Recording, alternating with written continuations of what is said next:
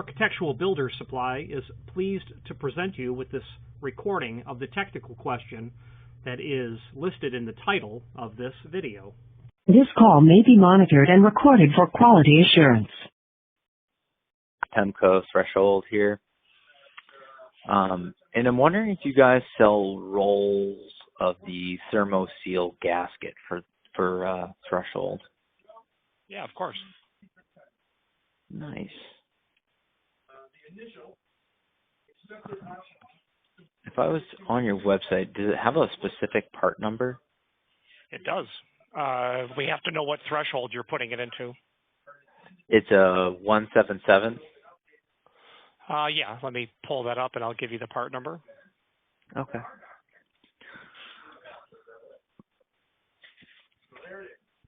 The only thing that we do not have on our state like incorporate something very simple. You can actually make a bunch of these and stick with you. 177. 177.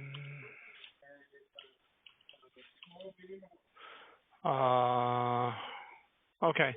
A 177 is part number T5 as in Tango 5.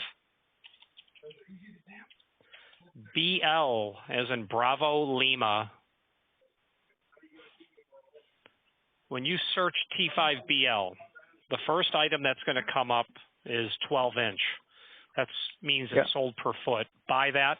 The quantity will be the roll length that you want and indicate in the comment field, ship this as a continuous roll X feet.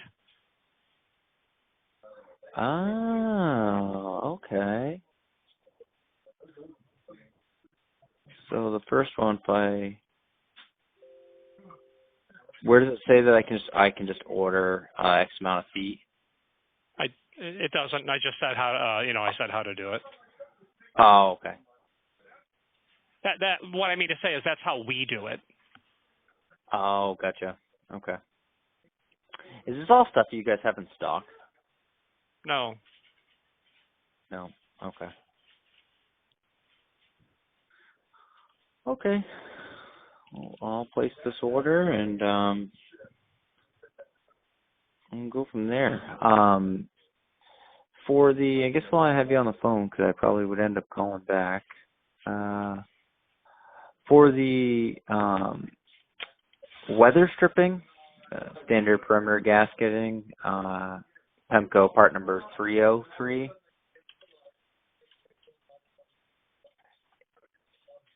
Okay. Instead of the vinyl or silicone insert, is there another option for that? Maybe it looks like I have to. Yeah, is there a bigger gasket that I can put in there? Larger, no. Nothing larger will fit into that extrusion. You can do a silicone, or you can do a synthetic rubber, or you can do vinyl, but they're all the same size. Okay. Now, do any of them, currently I have vinyl installed. Between those three different materials that you listed off, are any better for water infiltration than others? Are they all about the same? They're not the same. The synthetic rubber would be the most ideal of all of them. But having said that, weather stripping's not going to really give you a waterproof installation. Yep. Okay. All right. Well, I'll just continue. I got to fix a couple thresholds. I'll go that route and let the engineers decide if they want to try to make. We're having an issue with some of our doors. Their water's coming in, and we've tried to explain to them that these are not watertight doors, and we really haven't gotten anywhere with them with that regard. Yeah, I've got a client who has this client is on the Atlantic coast of Florida. This client is so close to the water that you can hear the waves. This client has installed interlocking thresholds over a 80-year-old, masonry stone type floor, very irregular, and and refuses to put door sweeps. And yeah, there's water coming in. It's seeping under your threshold, your irregular surface that you applied the threshold to. Plus, by the time the water is stopped, it's already underneath the door. We got to stop it dead on it. So the problem is sometimes solutions aren't elegant. It would be great if cars were thoroughly aerodynamic, but they're not, and it's because it can't be. We have to compromise, is what I'm trying to say, at a certain point. Yeah. So do you think? So based on what you were just saying, is a door sweep, like a door bottom, is that just another good added measure to help stop water from coming through a door? I would certainly say. I would say it this way: a door sweep would be mandatory equipment. The question is how much further do you go beyond that? When it comes to extreme applications where you're going to have water, a belt and suspenders approach, as far as I'm concerned, becomes mandatory to consider.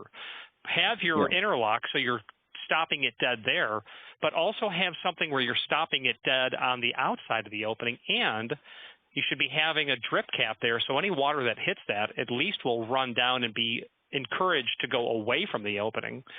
Plus also is the floor. Which way is the floor pitched? In a rain event, if it's pitched the wrong direction, it's coming in. So that'll contribute.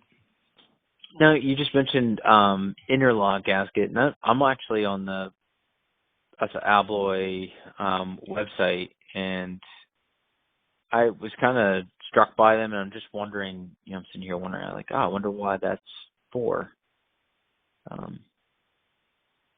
But that's just another added measure for water infiltration?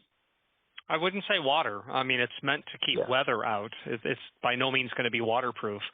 But the nice thing about interlocks is that you make a positive mechanical connection between the bottom of the door and the floor, basically.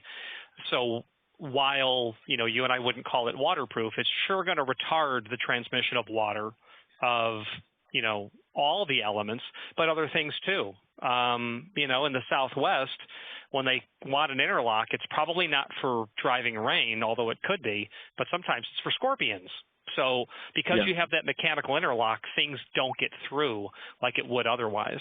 In Chicago, where I was born and raised, interlocks are very common, and it's because of the weather. Now, it doesn't have an R value because you've got metal touching metal, but when it comes to keeping driving material out, it's a good way to go. But those doors also have door sweeps. Okay. All right. Well, I really appreciate your help. It's been helpful, and hopefully I can continue to try to push these guys in the right direction. Yeah. So my client on the Atlantic coast, I have spoken to them about very petite door sweeps, very small, so you don't see them. Have them powder coated to match the color of the doors. Also, to possibly take an automatic door bottom. That would be another rabbit hole to go down, because and then also mortise those to the door so that they kind of become one with the door and you don't notice them. Because my client doesn't want to see the hardware, but wants to be sure it's sealed as best as possible. So I think there are ways that you can move towards getting the client what they really need to have without violating, some of the stop points for them. So anyway, feel free to call back. I'd enjoy talking about it more. All right, great. Thank you. My pleasure. Have a good weekend. Bye-bye. You too. Bye. Architectural Builders Supply hopes you have enjoyed this program. Again, thank you for watching, and if you've enjoyed this video, please click thumbs up. Please subscribe and maybe even send the video to someone that you know. Thank you.